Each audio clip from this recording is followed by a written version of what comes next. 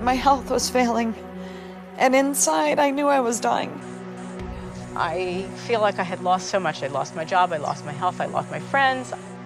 So there wasn't really that much else to lose. I got to a point where even in daily life, I thought, is this really worth doing? It's the hardest thing that you can do. Most of the time I was lying in bed, in a fetal position, just trying to hang on. It was very difficult to function because I was constantly fatigued, I was constantly nauseous, and I had this crazy brain fog. And I looked at him and I said, okay, well, where's the pill to fix me? He's like, no, you don't understand, there's no pill to fix you.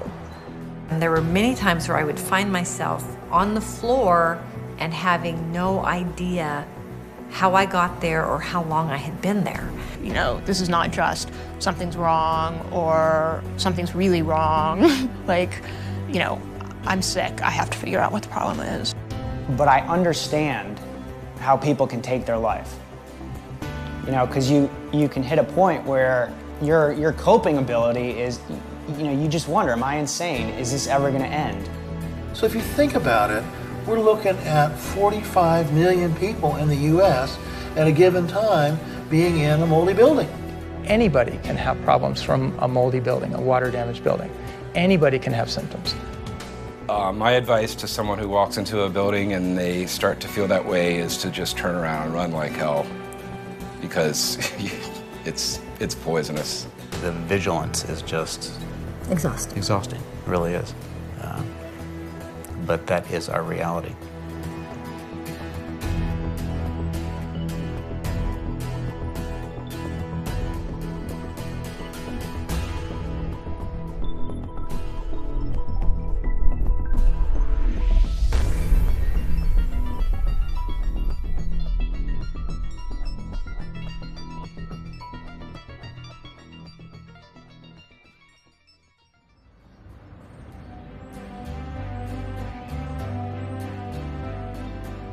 Air. It brings us life. With that air comes things like air pollution. It also brings mold spores that have always been present in the air. The same science that brought us air pollution has altered the aggressiveness of these mold spores that occur naturally in the air. They can take root in your home, in your business, and in your food. And when they do, they make toxins that change how you think, how you feel, and even how long you'll live.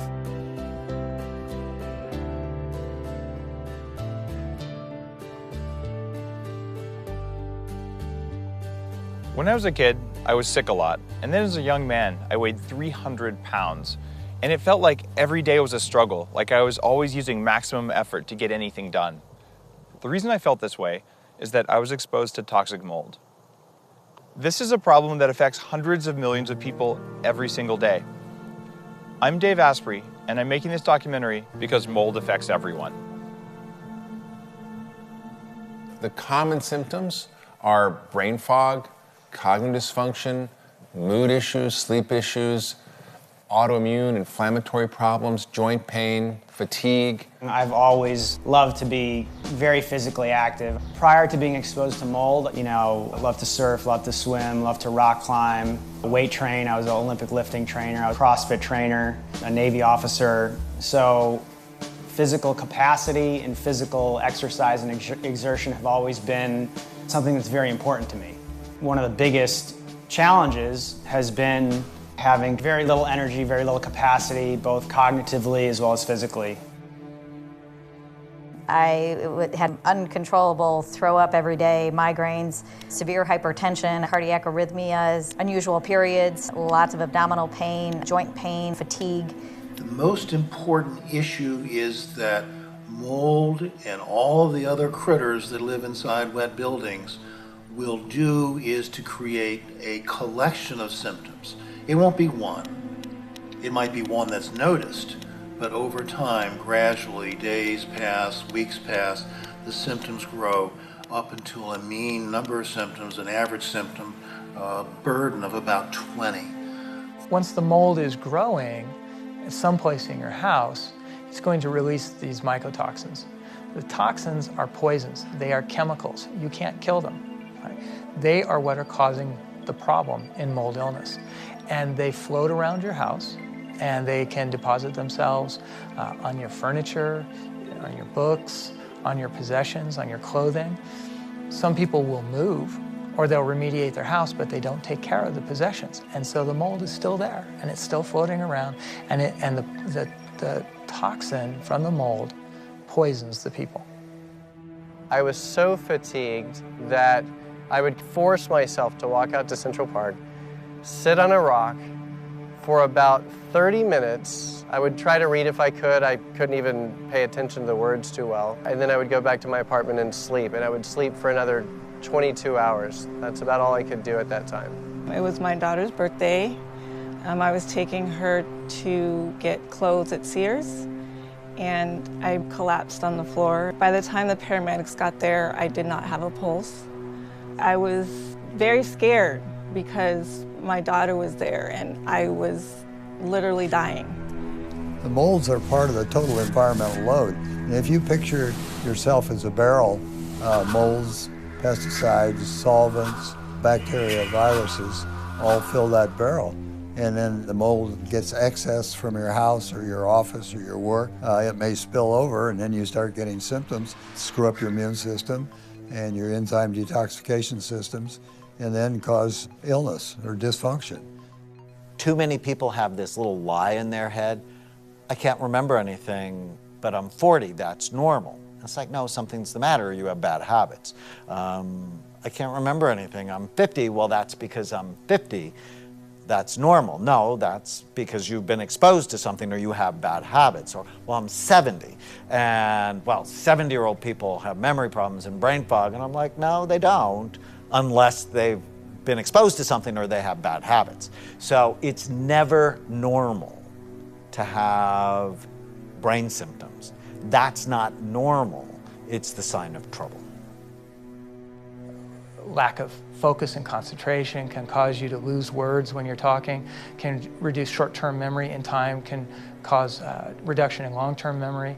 It can cause you to become disoriented, where you forget your own name for a few seconds, or you can be driving around in your neighborhood and kind of look like, where am I, for a few seconds, till you track. Yeah, it can be devastating. And we have patients that have lost their jobs because their cognitive abilities had declined so much that they were unable to perform their duties.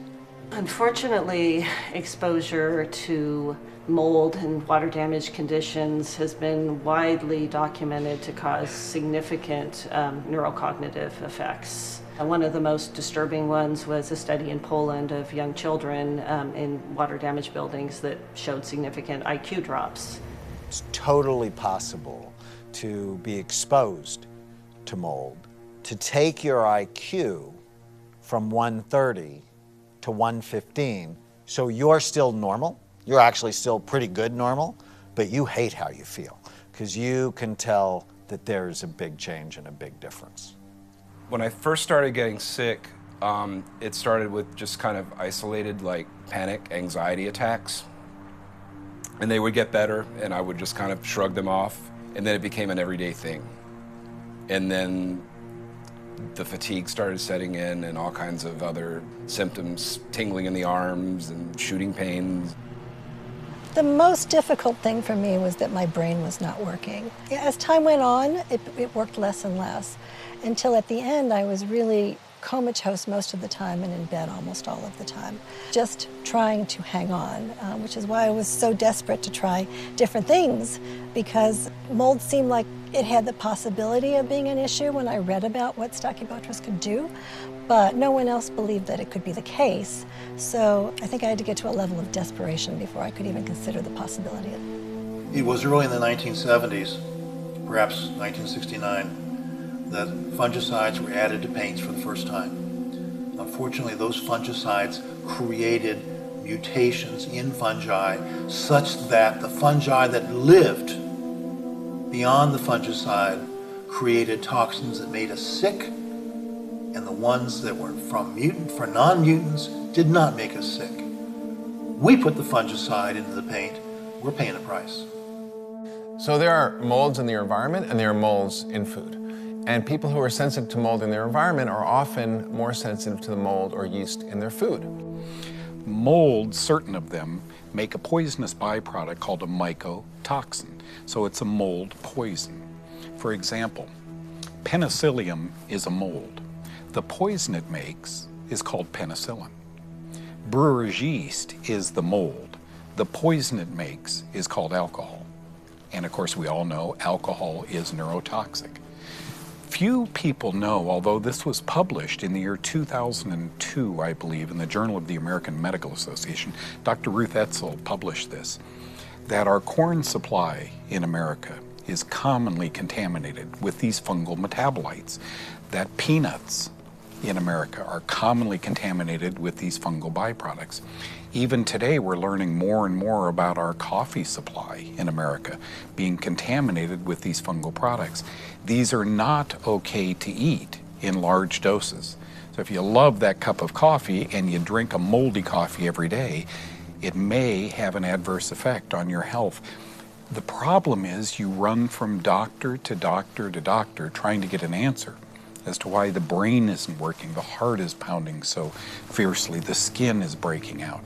And no doctor today is going to equate a moldy coffee, a moldy bowl of popcorn, or peanuts that you get at a restaurant to that symptom pattern, and yet scientific literature is really picking this up now. Foods that we know are higher in mycotoxins are grains, nuts, coffee, chocolate, wine. A lot of times people who have been exposed find that they can't tolerate those foods anymore. I was sweating and nauseous. The nausea, obviously I couldn't eat. My bowel movements were all changed, and because of that, I lost approximately 20 pounds. People were looking at me, and it was obvious I was very, very sick. I did not know what was making me so sick. Within a matter of 2 to 3 weeks, I went from size 2 to size 14, and then pretty soon I was size 18. Weight gain is incredibly common. We ask about it routinely. There are a few people that paradoxically lose weight, but it usually is weight gain out of the blue, without any change of diet, 20, 30 pounds, and that weight won't come off by doing the normal things of exercising and eating less. Psychological symptoms, they abound. Minimal would be just mood swings. People don't feel well, they're cranky, they don't sleep well, they tend to get set off very easily. I just lost interest in everything. Just the ensuing depression and anxiety just like took over everything. You know, I couldn't concentrate at all. I would stare at my guitar for months and just not even touch it. I just kind of withdrew. Changes we look for, we call them mood swings. Some people will get down and with have suicidal thoughts. Other people get agitated beyond agitated. So one of the areas that's also damaged with mold is an area called the amygdala.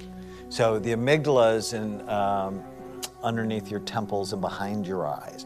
Little almond-shaped structure that when that is damaged, people can have rage for no reason.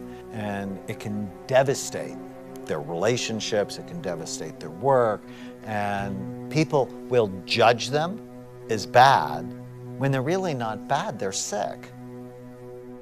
I would have this sway and moodiness. My girlfriend would see me happy at one moment and then immediately just angry or frustrated for no reason. Even at home, I would be sitting on the couch and I would just feel a wave of anger or some other emotion come over me. I felt like, from an emotional standpoint, my life was completely out of control and I had absolutely no idea why.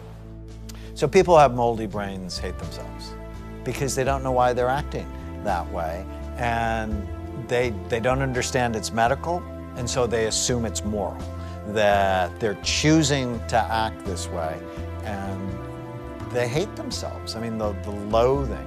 And their families hate them too, because it's like, if you loved me, you wouldn't be an asshole. It's like, why are you an asshole? And nobody knows. And the imaging has taught me that behavior is a lot more complicated, and it makes me more thoughtful, more forgiving, and when I see people act badly, I'm like, somebody should look at their brain. 100 years ago, coal miners would take a canary into the mine with them. Not for the songs, but because when the toxic gases in the mine got strong enough to kill the canary, they knew they had only minutes to get out, even though they couldn't detect it. It turns out that about 28% of people are genetically canaries for toxic mold. We did draw some laboratory markers, and those came back that we had some genotypes that were considered dreaded, and that our kids now had as well. We have 3 children, and Alex, our oldest, had comprehension issues, lost his love of playing piano, was affected in many, many ways. He wound up with some pretty severe neuropsychiatric issues, and I'm happy to say he's doing much better. Removal from mold is an amazing thing. Drew, our second son, he was supposed to be getting up for school one day, and he called, Mom, something's wrong. And he was diaphoretic and hunched over, and then within about 2 or 3 days, he really couldn't walk. His legs would not support him. We eventually got a wheelchair because it did not look like we were going forward, and he was in the wheelchair for 11 weeks. We started him back on his mold detox, and sure enough, within days of being on the mold detox, he was able to stand on his legs again. So we thought, this is the pathway we need to be going. No child should have to go through that. Our oldest has had a severe crisis. Drew has had a severe crisis. And I hold my breath as a mom. I know that Olivia's numbers are very high, and that concerns me. The percentage of people that have positive biomarkers varies based on the biomarker. If we were to look at the genetic predisposition, about 25 to 28% of the entire population of North America have the genetic predisposition to have problems with water-damaged buildings. That's a pretty huge amount. That's 75 million people in the United States. The vigilance is just exhausting. It really is. But that is our reality.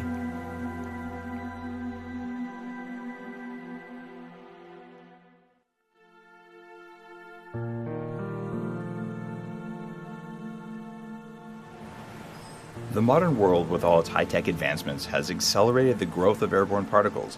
Every day, the air we breathe is filled with them, both natural and man-made. These include everything from combustion engines and smokestacks to mold and mold toxins. Breathing these airborne particles can make some of us weak and some of us really sick. Somewhere around 50% of the buildings in the United States have water damage. What we know is that anybody can have problems from a moldy building, a water-damaged building. Anybody can have symptoms, but somewhere between 25 and 28% of the people in the United States can go on to develop multi-symptom illness that can be debilitating. They did some work on my previous apartment. They came in and jackhammered the floor out. There was apparently some problems with the pipes, which were about 6 feet below. The debris was piled up higher than the refrigerator, just concrete. And of course, all the particulate matter went everywhere, and everything I own had dust on it. So it was shortly thereafter that I started feeling really sick. I'd had a door installed, and the installer failed to put any sort of moisture barrier. So whenever there was moisture outside, it wicked under the floor about 12 feet. Then I started smelling what I know is Stachybotrys. It's the mold that grows in drywall. And there was just a little tiny strip on the molding. And I pulled that off and got it outside, and I actually did send that in and had it tested, and it was Stachybotrys. I lived in a room that was above a sauna and a shower. And the exhaust for that sauna and shower, instead of, by code, routing those to the outside, they had routed those exhaust ducts and just dumped them into the wall. So that created a perfect environment for mold to grow. And they did some construction. They ended up ripping open that wall. And sure enough, there was a huge sheet of black mold in there. In a certain sense, it was validating to the degree that, like, okay, this makes sense. There was one leak that their pipe burst inside the wall. My bedroom wall was shared with that person's laundry wall. So when they tested my house, it showed it was the whole building that was infected. And a lot of times people don't even know that they have plumbing leaks, especially if it's a little pinhead leak. It could be going on for a very long time, and they wouldn't necessarily know until either all of a sudden the floor caves in or the ceiling falls in or somebody's feeling sick and they're trying to figure out why. The mold was concentrated in my bedroom, above my bed, within the ceiling, so it was undetectable. My daughter Victoria had similar reactions from the mold as I had given her a bed, unknowing that it had been in my room for 5 years. And after she got the bed, she started getting the same type of cognitive difficulties, both of her legs, knees. She was having problems and seeing knee specialists.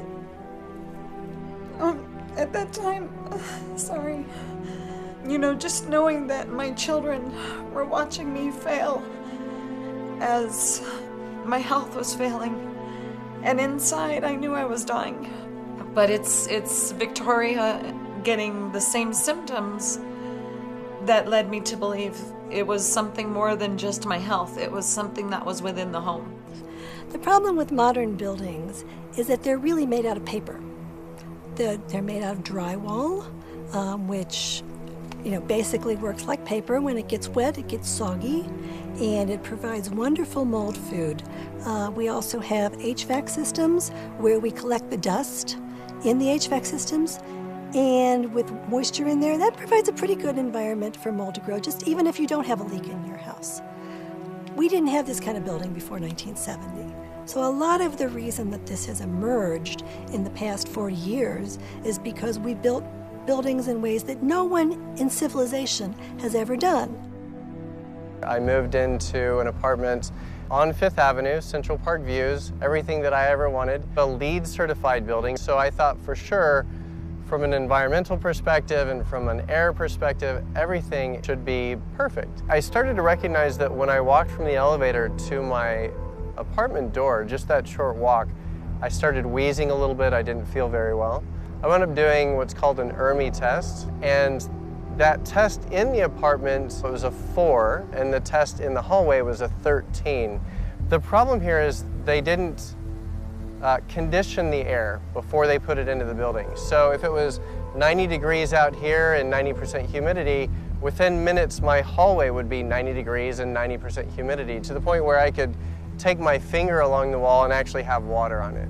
It had turned into a giant mold greenhouse. One of the real problems with mold is that it's very hard for us to control. So if we can build the safest house in the world, we can make sure that it doesn't have any lead paint in it, we can make sure it doesn't have any asbestos in it, we can go out of our way not to use any harmful chemicals in our home. But mold hides. I think one of the most amazing things was that there was very little mold. We had 2 areas that had mold in them. One was a leak under the bathtub, and one was the French doors upstairs, and that had not been flashed properly. We didn't have a big black fuzzy wall. We had mold behind a wall that nobody ever saw, and it got in the air ducts.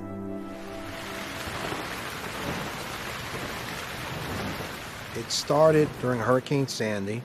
I live on a sandbar, obviously, this is Coney Island, and the water came from the ocean side and the bay behind us. It ran down my street over here. I have a bulkhead behind me. It wrapped around the bulkhead. I was downstairs in the basement with a friend of mine, and we were taping the windows, and the water just piled up. The doors popped in, and I said, it's time to leave. There's nothing going to save anything in this basement. Some mushrooms grew out of the wall, but at the time I did not think anything of mold. I didn't know it was affecting me. Dead mold is just as bad as live mold. When mold dies, its cell wall desiccates, it gets dry, and it'll break apart into little fragments. And the fragments have toxins on them. This is a disease of toxin. When you inhale those toxins, they're in you. If you don't recognize them as being foreign, you have a difficult time getting them out of your body. Here's a house that was overrun by mold after Hurricane Sandy. It's an extraordinary example of how toxic mold can grow in your home. Here's how mold contaminates a building and makes you sick. First, there are wet or damp conditions in your home, school, or office that come from things like water leaks, poor construction, constricted airflow, air conditioning, and condensation. The mold grows sometimes in the open, but more often you can't see it. spores from the mold and their toxins are released into the air. When there's mold in your environment, it contaminates your furniture, your clothes, and everything you own. You and your family are exposed to the toxins. You get systemic body poisoning from mold toxins. After you're sick, mold can directly invade and infect your already weakened body, which makes you feel not very good, so you stay home, which makes you sicker and sicker, because that's where the mold is. What you can't see can hurt you. We just came out of this house. There's black mold in the ceiling. There's water damage all over the place. What happened here?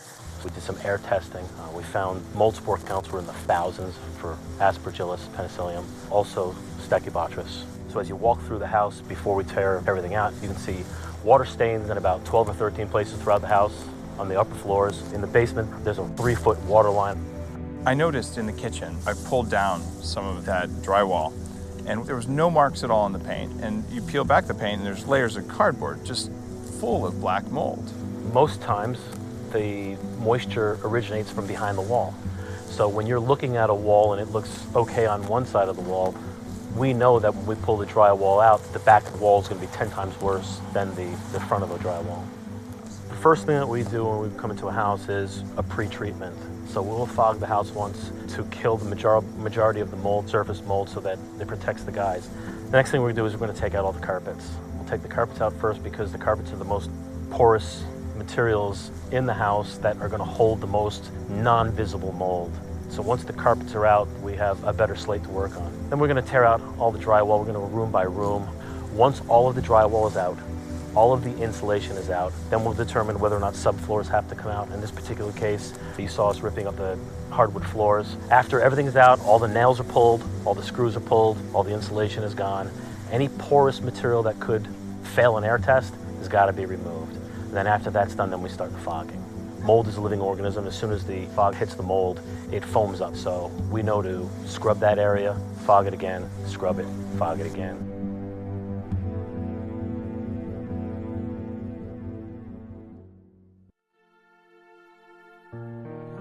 It's clear that mold is all around us, and it makes us ill. But people with severe mold exposure are often shunned without a shoulder to lean on just when they need it the most. To prove to my family, to my dad and my brother, was the worst thing. And having them believe in me now is, something I'm still working on. So I would say I lost about 90% of my friends and family due to this. I was living in an environment where at a certain point, a number of people were sick, and at a certain point it just became a forbidden topic. You couldn't talk about it, you couldn't mention it, and anyone who's saying they're sick from the air, from the mold, hey, we've remediated this place, you're a hypochondriac, this isn't real, you're making it up. So what we see with people who have mold toxicity is really they start getting into enthusiasm bankruptcy. And so, when the body is healthy and robust, the mind is clear, the spirit shines. But as we start taking arrows, whether it be mold or some other chemical toxins, and the body starts collapsing in on itself, it doesn't have enough to use to get through its day-to-day, and it can't combust enough to generate that light so that your spirit is healthy and intact. Losing my home didn't feel like a big deal at the time. Now it does, because it's been 3 years. I left thinking that I was going to go to some dry part of the country and I was going to find a nice mold-free house. So by the time I actually left home, I feel like I had lost so much. I'd lost my job, I lost my health, I lost my friends. So there wasn't really that much else to lose. I got to the point where I almost didn't feel like a person anymore because I was so sick and I was so out of it all the time. It was really like being comatose all the time. Yeah, except for maybe an hour a day. You pick up the phone and you say, sorry, I haven't called in ages. By the way, I have some weird mold thing that no one's ever heard of. And, they're like, okay, sure, nice to hear from you. Hope you feel better, take care, and that was it. So when I see people where one person is affected and other family members may not be affected, it's always a touchy situation because depending on the relationship that the couple or family has, it can be hard for someone to understand that the water-damaged, moldy building can have this big an impact on health, especially if they aren't feeling anything. People are different genetically. They will react differently to anything. Support's been tough. Support's been tough. People understand trauma. People understand cancer. I mean, there's certain things that people get, and they know to be supportive, and they understand, and they ask the right questions. This is one of those things that's kind of taboo. It's one of those things where they think you're crazy. I got to a point where even in daily life, I thought, is this really worth doing? I just feel pain, I feel lethargy, I have no spirit to do absolutely anything. It's the hardest thing that you can do. A lot of people do start to feel hopeless because they can't stop feeling that. Optimism is very important. It's hard to muster sometimes, though, when you're lying on the couch feeling awful for days on end. You know, I can sit here and talk optimism all I want, but it's been a very tough road. I mean, I'm not going to mince words. There were times when I didn't want to wake up. I was in so much pain. Like I said, it's hard to muster optimism, but you kind of have to. It's either that or perish.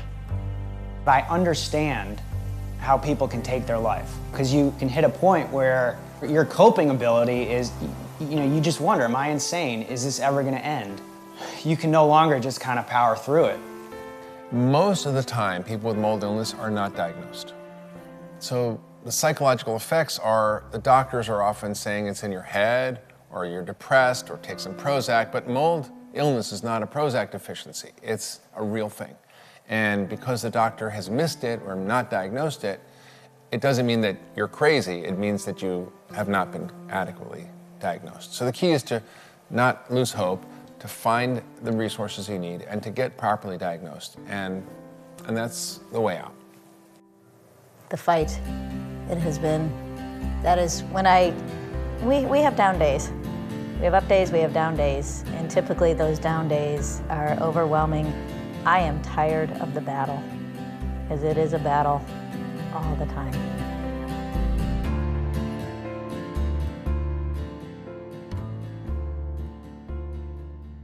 Scientific research is now documenting the seriousness of mold. Doctors need to know about mold illness so they can properly diagnose and treat their patients. The data is there.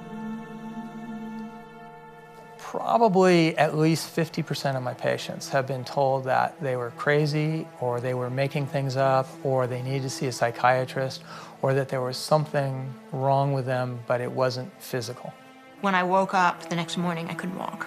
At first, I thought it was an extreme version of like what happened after exercise, except I hadn't exercised, and it was worse.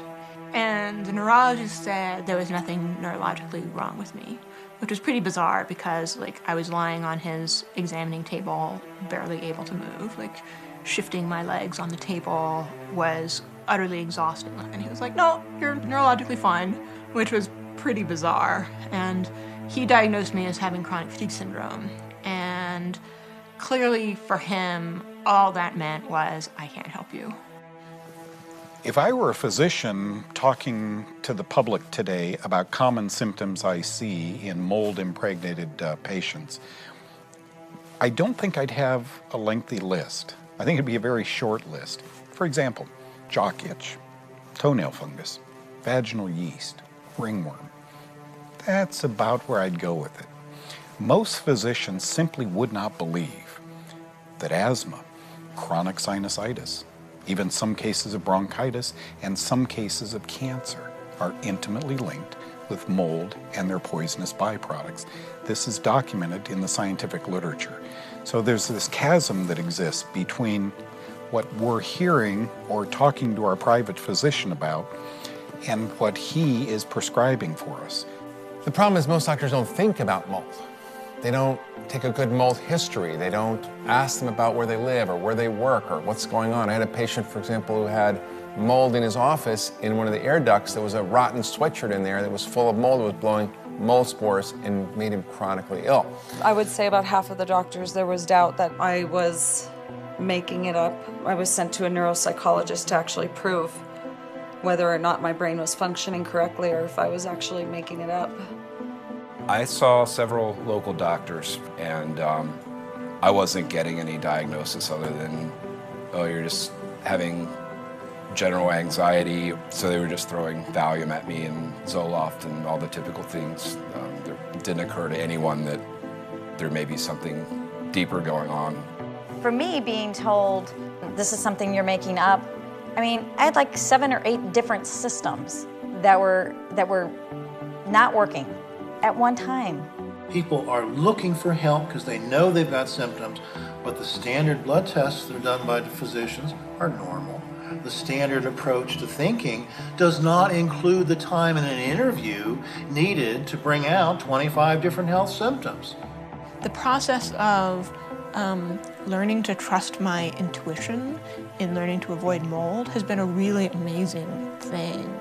I'm a science writer, and it's really changed my relationship to science in a lot of different ways. Most scientifically minded people tend to think in terms of placebo-controlled, double-blinded trials, and that's great. I mean, we need a lot of those, and we don't have them, and I'm all for it.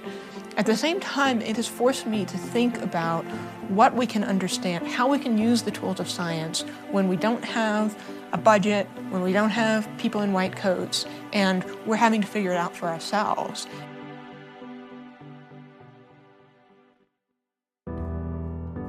It took centuries to overcome accepted beliefs about the Earth's place in the universe, the shape of the planet, and even the existence of microbes, bacteria, and viruses. Each wave of discovery has had its resistors, but the truth always wins out. This is happening now. We are seeing mold exposure and chronic disorders in a new light, and science has confirmed what sick people have been saying for years. The problem is around us in buildings with windows that never open and recirculated air. The problem is due to new construction, and in fact, old construction might be safer. But the issue is that if a grouping of symptoms comes up, do not assume it's allergy. Don't assume it's depression. Don't assume you're making it up. Assume a patient is coming asking for help, and the duty of the physician is to be responsive to patients' needs. Probably every doctor in the United States is treating mold illness. They just don't realize it. They think it's a combination of inflammatory bowel syndrome and chronic fatigue syndrome and multiple sclerosis. And so there are multiple different diagnoses for these patients. We say in medicine that the approach to diagnosis should be history, history, history. So that's the first thing. So you want to take a very good history and find out if someone has mold exposure, if someone lives in a moldy environment, if they did live in a moldy environment, then moved out, if they have mold at work, what kind of building they live in.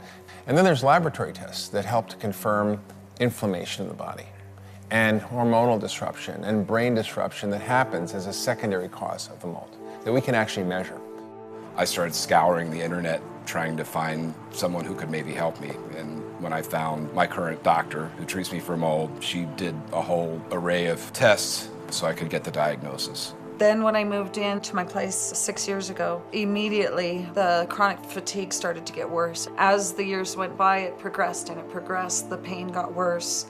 It affected my walking. I lost the ability to use my legs. The pain would be so severe. The legs were so weak that I had to use braces on my legs and a cane just to prop myself up from falling over, basically. They sent me to a neuropsychologist, and he detected that there was some sort of brain damage on the left side of my brain, and it was dying. So my experience, seeing hundreds of moldy brains, is they look what I call a toxic brain. So a healthy SPECT scan is fat, full, even, symmetrical, beautiful. But the toxic exposure from mold, it begins to shrivel it. So it goes from this big fat grape, and it begins to take on the shape of a raisin, which means there's lower blood flow, lower activity across the cortical surface. It's not one you want. This illness is readily identifiable. The illness is readily treatable. The illness does not have to ruin lives. The problem is not confined to grandma's wet basement.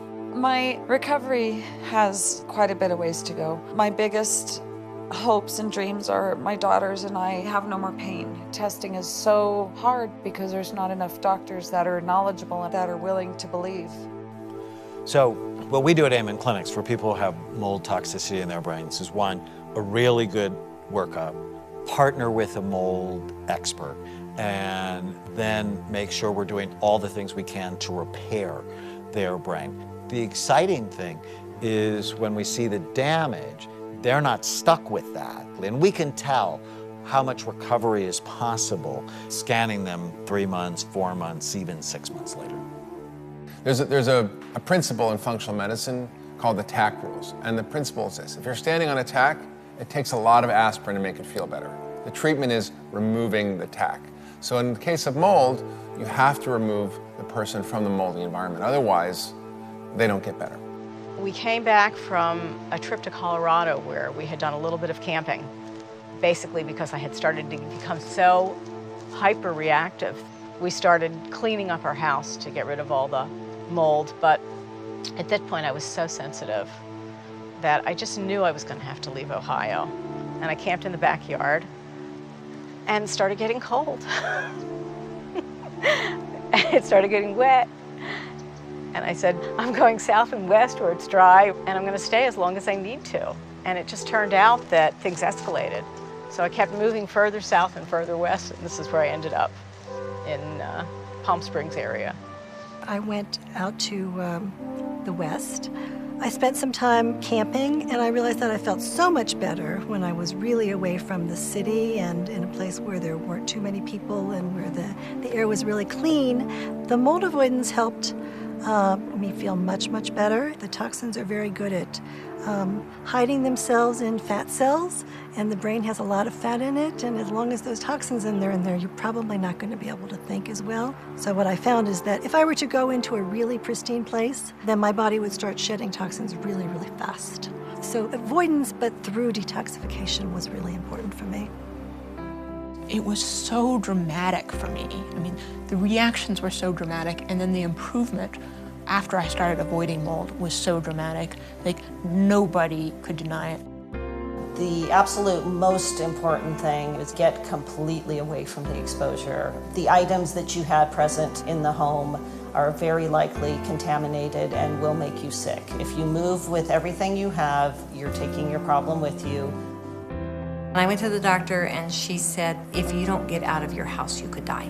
You need to leave your house and take nothing with you. So I took my driver's license and my credit card and just walked away from everything. I stayed in a tent the first year, and then the following summer I stayed in our garden shed. It wasn't insulated. It had lots of air movement. It wasn't really sealed tightly. And that actually worked better. I did eventually get my home repaired, and I can now live in my home. Yeah, in the Palm Springs area, I'm in Desert Hot Springs in a small trailer at a RV park called Sam's Family Spa. One of the things that I need to do, and other people that are sensitive to mold need to do, is we need to clean everything off when we get out of an environment that's not controlled, because it's really hard sometimes to know whether you're picking up mycotoxins or mold spores. So when I started doing avoidance and camping, I had maybe 24 or 25 different symptoms, and they just started peeling off. Our treatment protocol depends on how poisoned or how sensitive the patient is. So first, history, physical exam, laboratory test to find out what their immune system looks like, then provocation of the molds, and then treatment with the injections of the mold. Also, if they have mycotoxins or mold toxins in them, we would then go ahead and give them sauna if they can tolerate it. And we would give them high nutrients like vitamin C, glutathione, multiminerals, multivitamins. And a lot of patients need oxygen therapy because their microvessels have shut down and they don't extract the oxygen. So when you have these conditions, rule out fungus first. Otherwise, you'll run from doctor to doctor to doctor, and you can rule out fungus relatively easy with good supplements aimed at interrupting fungal growth in your body and a diet that literally starves parasitic yeasts and fungus. What does mold hate? Hates eggs, hates beef, right? Hates broccoli, hates Brussels sprouts, hates kale, hates celery, hates carrots. And so those are the foods that we want you to eat. So of the 40,000 psychiatrists in the United States, very few of them look at the brain. So what that means is they're flying blind. And when you fly blind, you miss traumatic brain injury, you miss mold exposure, you miss other environmental toxins. And because you miss those, you misdiagnose, mistreat, and hurt people. My advice to anybody who's feeling really sick and they can't get to the root cause and they're getting the proverbial runaround from doctors is to go find a mold-literate doctor who can do the correct tests. Because I suspect there are people out there who have been sick for years who have gone undiagnosed and they've been misdiagnosed. So I would suggest to anybody who just isn't getting better to entertain the idea that it could be mold-related, because mold is everywhere. It's hard to find a place that's clean. It's hard to clean a place, but I've gone in a very short amount of time from chronic fatigue, dragging myself out, sleeping 22 hours a day, to working again and running half marathons. I just ran a half marathon yesterday. You have to be, what I say, the captain of your own ship. You have to be the head scientist and figure out what is wrong, what helps, what doesn't help. For a doctor to figure this out, they would have to follow you around 24/7, taking notes of everything you do. I still find moments of joy most every day, but it's certainly not the life that I ever imagined.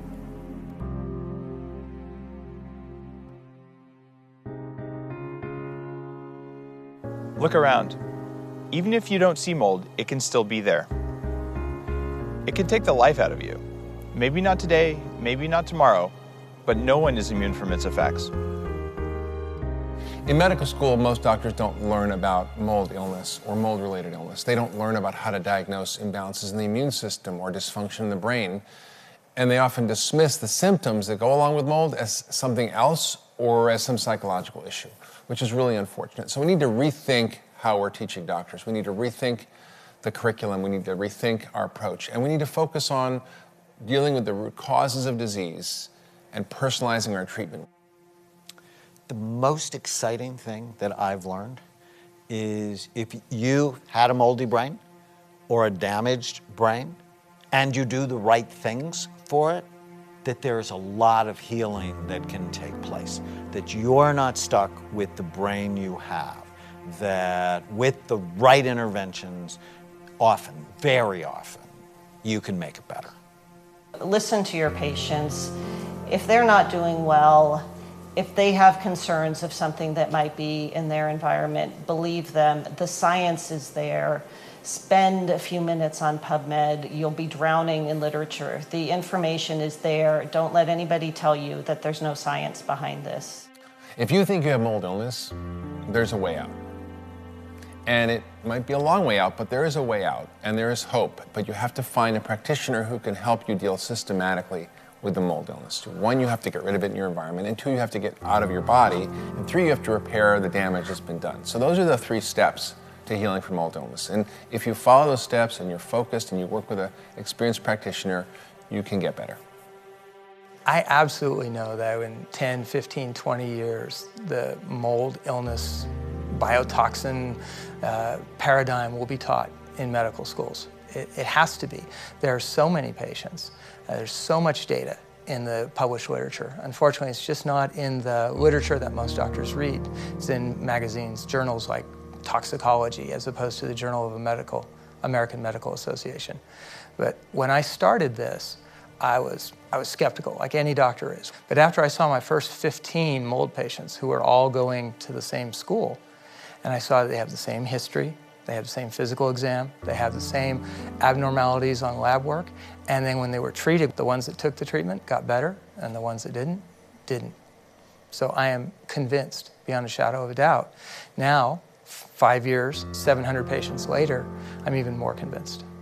What we see in the U.S. is a huge increased number of people sick in water damaged buildings that we don't see in other areas.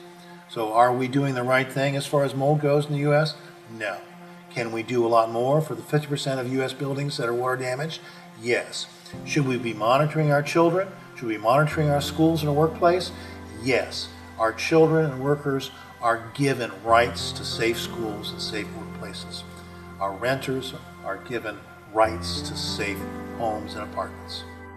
Things get better, and they can, you know? And you can't necessarily get through everything based on kind of willpower. It takes a little bit more than that. The sky may have fallen, but we have to move on. You have to take your situation for what it is now and do everything in your power to help yourself and your family. The question is, do we want to know? And it's scary. I don't think I wanted to know either. Your home environment can be a scary place for you. And it's so scary for us to think that the medical community is not taking care of us and that they don't know what's in the literature. So that's a scary thought. And I think that we don't really want to know that. But I think we need to. I would encourage people to really tune in and really listen to their bodies and see their bodies as a source of wisdom, rather than expecting the answers to all come from authorities from outside. Because the fact is, I mean, we need authorities from outside who have studied this and have something to offer, but we don't have it right now. We don't have it nearly as much as we need. So I think people need to accept that and you know, turn to one another for support, learn from patients, and learn from themselves.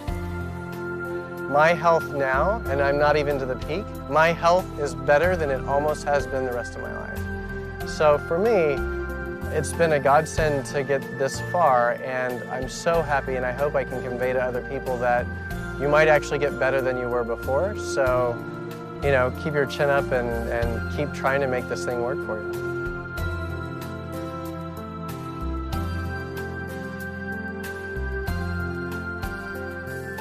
Walking up to the Cross of Martyrs is a very special place. It overlooks the whole city of Santa Fe, New Mexico.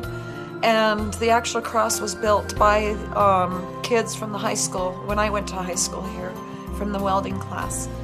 And the walk is a steep incline, which I would have never been able to do a year and a half ago. And it just really is a big accomplishment for me to know that I have come so far. And my daughter can walk up with me instead of both of us having matching knee braces and everybody looking at us wondering what's wrong with us. It's a whole new step. It's a whole new life has been breathed into me.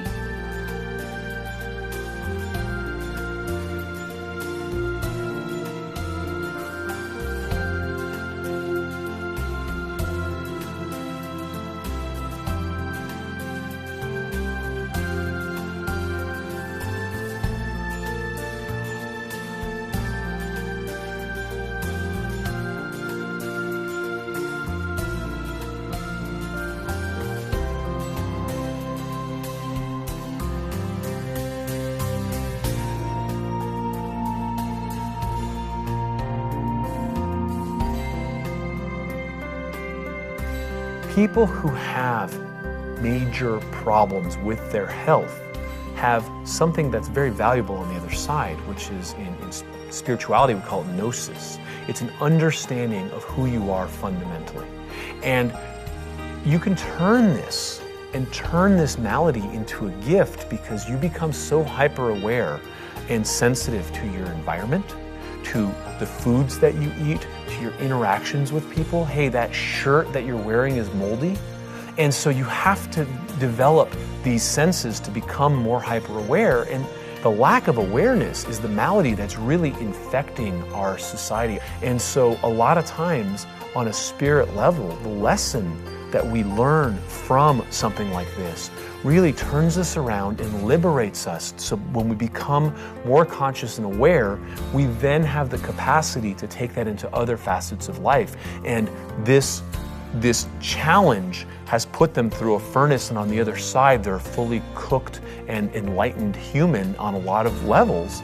They're spiritually lighter, they're awake, and it's a gift, and they see it as such. So if you're in a situation where you feel like you've lost hope and you've been at this for so long and you've tried all these things and it's just roadblock after roadblock and you're at the point where you just don't have the energy, you don't feel like fighting anymore, it's because you've used up all your willpower trying to do something that isn't fixable with the trajectory you were on. So you have to change course, right? And as you start to change course, as you learn what it is that is bothering you and learn what it is that's going to enhance your vitality, what happens is you have some energy that gets liberated. And you use that almost like profit, right? You start to use that and reinvest it in getting better and better and better. And eventually that enthusiasm comes back, that hope starts to come back, and you feel well. It's really hard on the other side of it to think that it's hopeless, but that's because you've been clouded by this really spiritual malady that comes from being under the burden of something like this for too long. And I'd love to say to you that there's plenty of hope. What you have to do is just get on the other side of the problem, and then hope starts to bubble back up.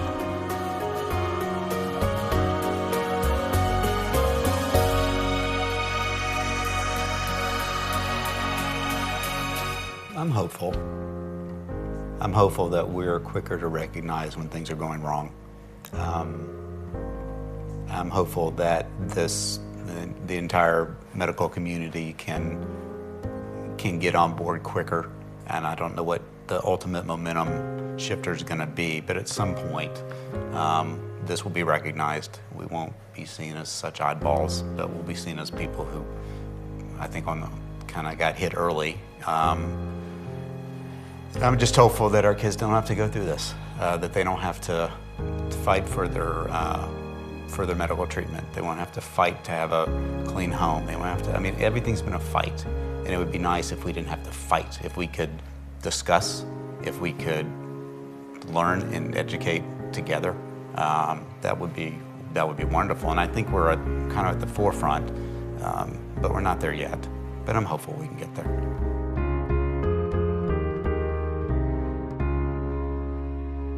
Mold and mold toxins in the environment and mold in food does something more than make you physically sick or even dysregulate your emotions. There's something that lives in your chest or in your heart, something that isn't easy to measure, but something that most people know about. In the East, you call it a chi or a life force. If you're my grandparents, it's your vim and vigor or the spark. But whatever you want to call that thing that's inside you, think of it like a light. And mold makes the light dimmer. And that isn't okay.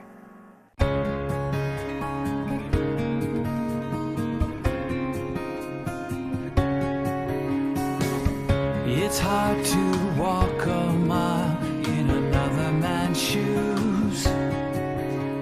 It's hard to hear them voice the pain they're going through.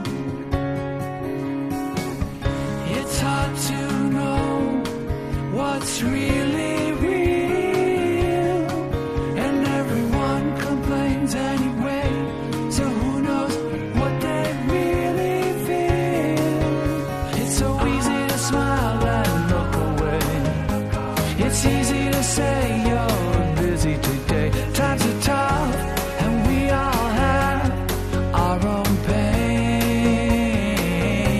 but when the light in their eyes and the spark of life is red and torn, you might reach out your hand, 'cause the light in our eyes is the spark, is the fire from on high we all share to make us crystals out of sand. But now I've got a different tape, a heart that breaks. Now I see just what they see. I've got some sympathy.